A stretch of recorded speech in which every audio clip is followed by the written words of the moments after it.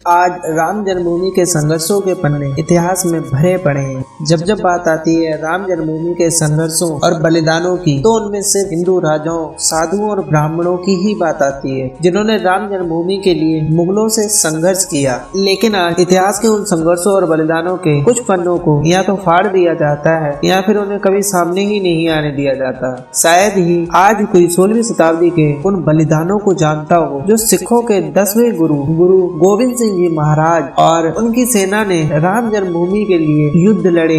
आज इतिहास के उन पन्नों को जो गवाही देते हैं दसम पातशाही गुरु गोविंद सिंह जी महाराज के शौर्य और बलिदानों को कभी नहीं पढ़ाया जाता है। उन पन्नों को सिर्फ छिपाया जाता है कि जिसकी वजह से आज राम जन्मभूमि की पवित्रता बनी हुई है। वरना आज अगर वहाँ कुछ होता तो सिर्फ बाबरी मस्जिद और अनेकों दरगाह, सिर्फ मजारे। 16वीं शताब्दी में औरंगजेब ने अपनी सत्ता में आने के बाद अयोध्या को कब्जे में करने और बाबर मस्जिद के लिए चढ़ाई की। आज हम आपको दिखाएंगे सिखों के 10वें गुरु श्री गुरु गोविंद सिंह जी महाराज का अयोध्या से प्रेम और उनकी आस्था भगवान श्री राम में। आज हम आपको 16वीं शताब्दी में लड़े गए उस भीषण युद्ध की कहानी सुनाने जा रहे हैं, जिसमें चिमटाधारी साधुओं और गुरु गोविंद सिंह जी महाराज की निहंग सिखों की सेना ने मिलकर मुगलों से राम जन्मभूमि की रक्षा की। राम जन्मभूमि के लिए लड़े गए सिखों के युद्ध की कहानी और उनके बलिदान सांप्रदायिक सौहार्द की सबसे बड़ी कहानी है, जहां हिंदुओं और साधु ने राम जन्मभूमि की पवित्रता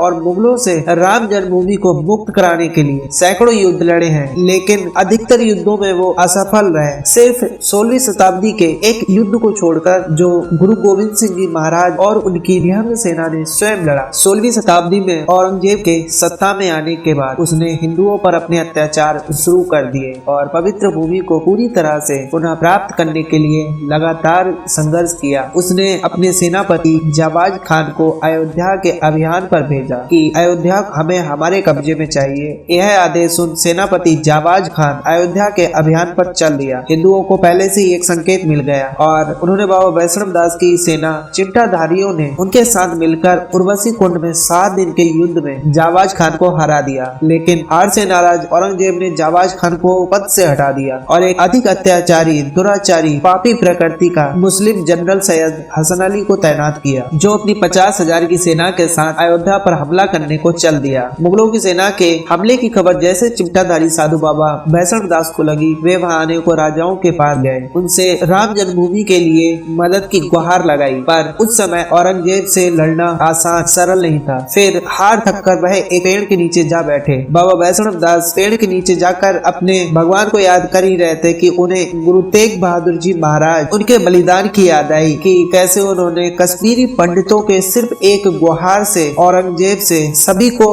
आजाद करा दिया। वह भागते भागते गुरु गोविंद सिंह जी महाराज के पास आए और उन्होंने गुरु गोविंद सिंह जी महाराज से मदद मांगी और बताया कि औरंगजेब ने अयोध्या को अपने कब्जे में करने के लिए अपने एक सबसे पापी और दुराचारी जाबाज खान को सेना के साथ भेज दिया है, जो अयोध्या पर चढ़ाई करने ही वाले हैं। तब यह सब सुन गुरु गोविंद सिंह जी महाराज ने भगवान श्री राम में आस्था, उनके प्रति प्रेम में उन्होंने बगैर कोई वक्त गवाए अपनी सेना पूरा जत्था राम जन्मभूमि की रक्षा के लिए भेज दिया। उस समय गुरु गोविंद सिंह जी महाराज की उम्र महज 18 वर्ष थी। 18 वर्षीय गुरु गोविंद सिंह जी महाराज स्वयं सेना के साथ प्रयाग के रास्ते अयोध्या पहुँच गए और जब अयोध्या पर मुगल शासक औरंगजेब की सेना जाबाज खान और उसके सभी मुस्लिम पापी सैनिकों ने हमला बोल दिया, तब सेना के हमले से गुरु गोविंद सिंह जी महाराज और निहंग सिखों की सेना ने राम जन्मभूमि की रक्षा के लिए भीषण संघर्ष किया और युद्ध लड़ा। निहंग सिखों की सेनाओं ने साधुओं के साथ मिलकर मुगल सेना से भीषण युद्ध लड़ा और युद्ध में सैकड़ों सिख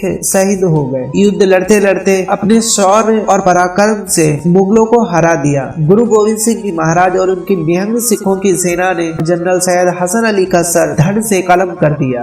गुरु गोविंद सिंह जी महाराज और उनके निहंग सिखों का बड़ा सा जत्था अयोध्या में आया और राम जन्मभूमि को युद्ध करके आजाद करवाया और हिंदुओं को सौंपकर वो वापस पंजाब चले गए। गुरु गोविंद सिंह जी महाराज उनके निहंग सिखों के सेना के शौर्य और पराक्रम, उनके बलिदानों का इतिहास आज भी अयोध्या के इतिहास उनके संघर्षों में दर्ज है। उस युद्ध को हारने के बाद औरंगजेब सभी निहंग सिखों और गुरु गोविंद सिंह जी के पराक्रम, उनके शौर्य और बलिदानों को देख औरंगजेब ऐसा सदमे में आ गया कि उसने फिर कभी अयोध्या की ओर मुख करके नहीं देखा और फिर अयोध्या में दोबारा हमला करने की हिम्मत नहीं दिखाई। मुगलों से युद्ध लड़ने आई सिख सेना ने सबसे पहले ब्रह्मकुंड में ही अपना डेरा जमाया था। गुरु प्यारियों, अयोध्या गुरुद्वारे में आज भी वो हथियार मौजूद हैं जिनसे गुरु गोविंद सिंह जी महाराज की सेना और गुरु गोविंद सिंह जी महाराज ने स्वयं युद्ध लड़ा और मुगलों को हराया था। गुरु गोविंद सिंह जी महाराज शस्त्रों के उपासक थे। उनका कहना था कि शास्त्रों की रक्षा भी शस्त्रों के जरिए समय आने पर करनी चाहिए और उन्होंने अपने शस्त्रों के जरिए शास्त्र की रक्षा की। गुरु गोविंद सिंह जी महाराज ने कभी भी पहले युद्ध की शुरुआत नहीं की, लेकिन आप जी ने हमेशा युद्ध का एक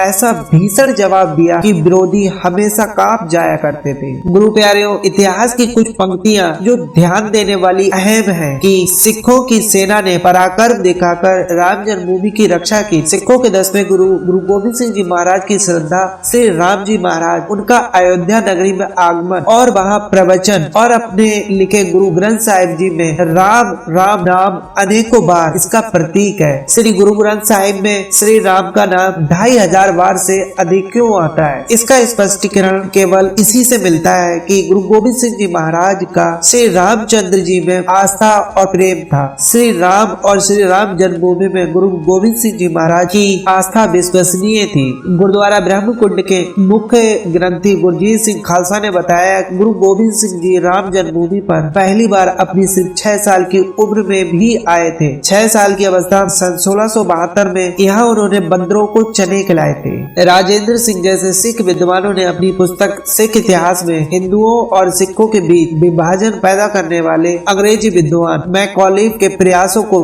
व्यापक रूप से खारिज कर दिया। उन्होंने समझाया कि श्री आदि ग्रंथ के राम वही राम है जिन्हें वाल्मीकि जी ने सीता माता के पति और अयोध्या के राजा दशरथ के पुत्र के रूप में पेश किया था। गुरु गोविंद सिंह जी महाराज जिनकी आस्था और विश्वास जिन राम ने आदि ग्रंथ में राम नाम को 2500 बार से अधिक प्रस्तुत किया है, वे राम कोई और नहीं माता सीता के पति सियावर रामचंद्र महाराज हैं। गुरु प्यारे, गुरु गोविंद सिंह जी की लिखी आत्मकथा बचित्र नाटक में श्री गुरु गोविंद सिंह जी महाराज ने दावा किया कि वह श्री राम जी के छोटे बेटे लव के वंशज हैं और गुरु नानक देव जी राम जी के बड़े बेटे कुश के वंशज। अंग 2 18 से 34, अंग 5 1 से 10 में आज भी लिखा है। इसके बाद 28 नवंबर 1858 को पंजाब के निहंग सिखों ने गुरु गोविंद सिंह जी के ज्योति जोत समाने के बाद सिर्फ 25 निहंग सिखों की सेना ने बाबरी मस्जिद नामक एक ढांचे में प्रवेश किया और इस इमारत के बीच जाकर उन्होंने